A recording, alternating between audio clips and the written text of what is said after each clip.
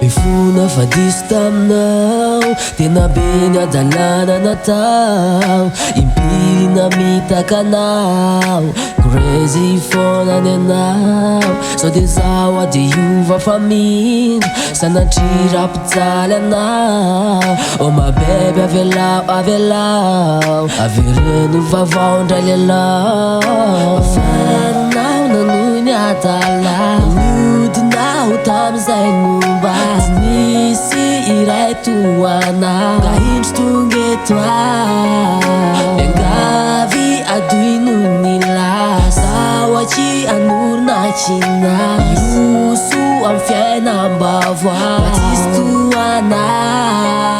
Oh Lam-Mifona mamelay, tsy hitanao tsony mandraky izay, sady manzany raha ny fitiavako efa voafatotrao aho.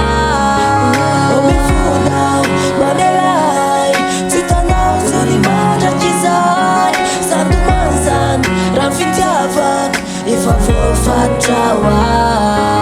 Nanaditra tsy niala teo ianao, nangatsika ny alinao, le fonao tsy nozarainao, izay le tsy afozako anao.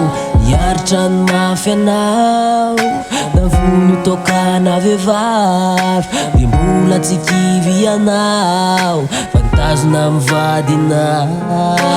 Faranao nanohy ny adalao, niodinao tamizay nomba, tsy nisy iray toanao. Ka indro tonga eto aho, miangavy adoy noho ny lasa, zahoatry anorona kinao, ioso amy fiainam-baovao, tsisy toanao. Oh Lam-Mifona mamelay, tsy hitanao tsony mandraky izay, sady manzany raha ny fitiavako efa voafatotrao aho.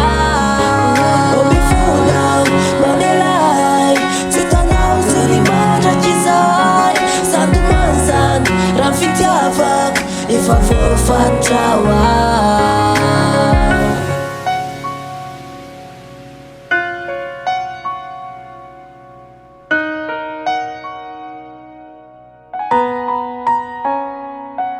Oh Lam-Mifona mamelay, tsy hitanao tsony mandraky izay, sady manzany raha ny fitiavako efa voafatotrao aho.